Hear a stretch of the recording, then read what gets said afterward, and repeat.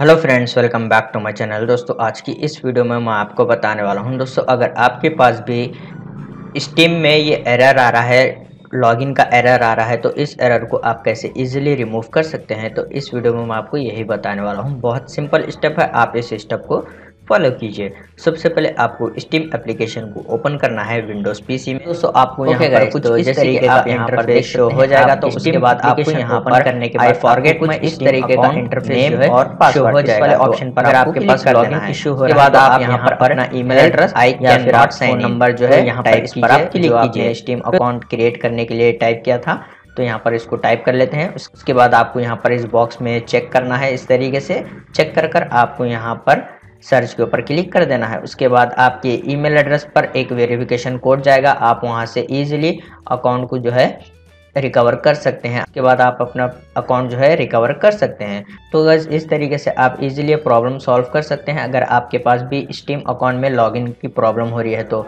उम्मीद करता हूँ आपको ये वीडियो पसंद आया, तो प्लीज़ लाइक कर देना और चैनल को सब्सक्राइब कर देना।